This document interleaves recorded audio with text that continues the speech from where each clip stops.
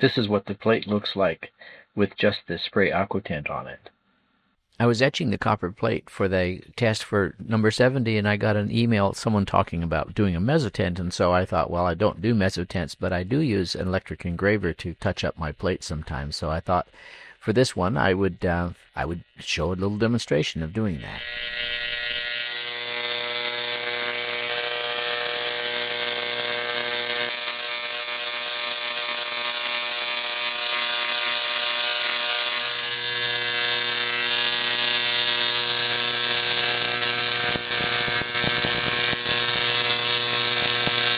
And then I clean the plate off. And then I'm going to put some ink into it so I can see it. I can try a little sort of a mezzotint effect.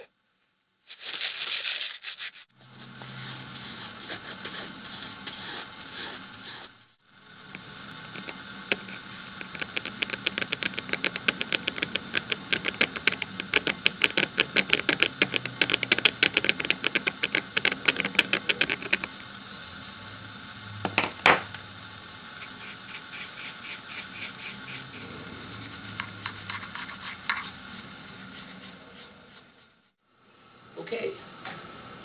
Hi, I'm Bill. And I'm Linda. And we're all ready to test number 70. And Linda's going to do the video. Okay, are you all set? Oh, wait a minute. The video camera's over there. How? Oh, but this one's special. Oh! You dirty trick. Okay, I'm ready to start setting up the press. Every press comes with a little book. It's sort of like a baby birth certificate or something that goes in the box underneath the press. And I'll show you more about the box later on. To set the press up, the most important thing is to keep the rollers parallel with each other. To do that, I lower the top roller all the way down to where it's touching the bed, and then I back it off to make room for the blankets to come in. I count the turns. It's about 12 half turns to give enough room for the blankets. Then I put the blankets in. The sizing catcher goes on the bottom, and the pusher felt, they're called, goes on the top. And that's about enough room to get them in. I started on the roller, and then I tighten it back down about 6 half turns, or as tight as I can get it. After you've practiced a while, you know how tight to make it.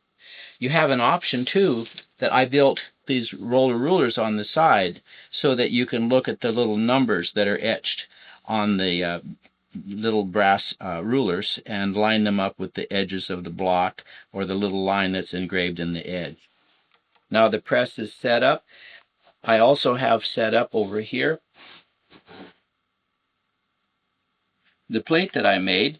I make a copper etching plate for each press that I build, and I use that plate for a test, and then I send that plate and the print to the owner. I have an ink slab.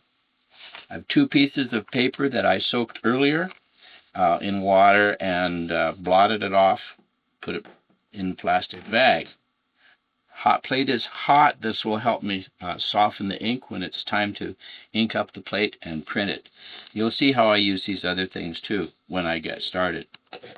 So on with the gloves, and I'll ink up the plate. I'm using Charbonnel black etching ink. It's called soft black. And I'm going to add a drop or 2 of this double-aught plate oil. That will soften the ink slightly, make it a little easier for the work of inking and wiping the plate. When I have the ink well worked up, I'll put a little bit on the plate. Doesn't take much. And I'll scrape that around, rub that into the texture with a bit of mat board, a little piece of mat board that I cut up for the purpose. I have a handy device here called a sticky board, which is a non-skid sort of a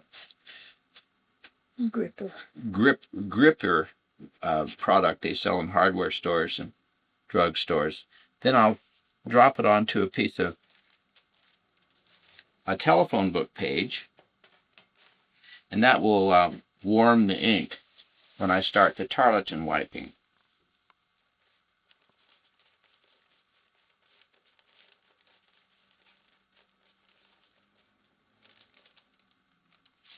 Back to the sticky mat.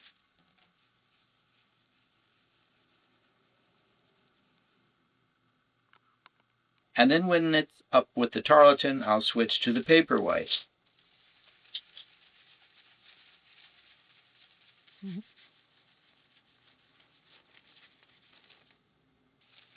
And when that seems satisfactory, I switch to the hand wipe. And for that I have to take off the glove and wear a little bit of talcum powder.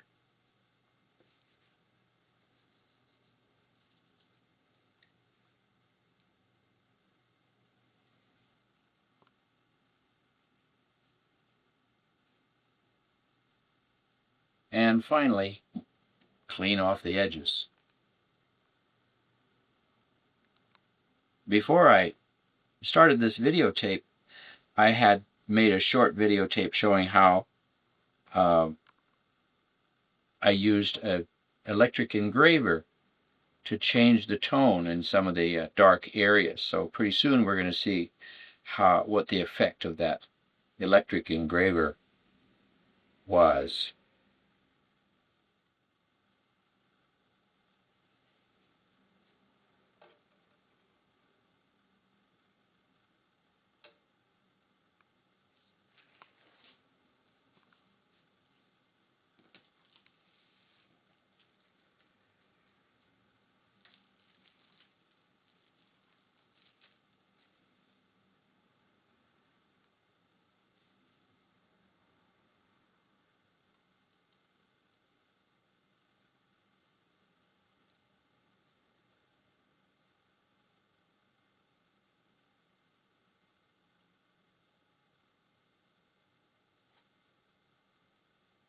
For the sake of the video, I'll roll it back again.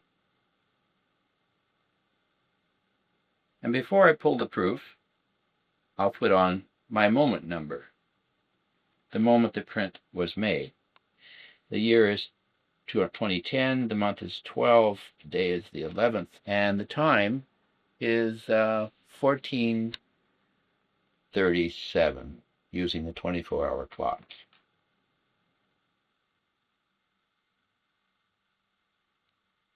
There's trial proof number 1.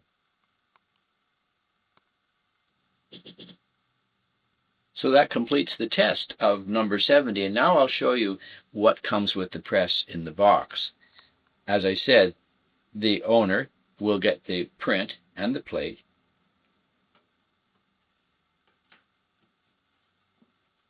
Inside the box, they also get the little book and the certificate of authenticity. New felts, the DVD, the same program you're watching, plus a number of 1-minute lessons and some trailers for videos that are available at printmakingvideos.com. This is a card on which I will mount the plate when I finish printing my second proof, my second trial proof, and I'll clean up this plate and I'll mount it so that the owner has a nice presentation of this test. And a user's manual. I include an Allen wrench too for tightening the hub, the set screws on the hub on the wheel if it ever became loose. The owner also gets a new copper plate for making their own artist trading card in copper, and a little book explaining where I get my copper and how I get it ready. Well, that completes the test for number 70. This press is on its way to Sweden. I'm Bill Ritchie. Thanks for watching.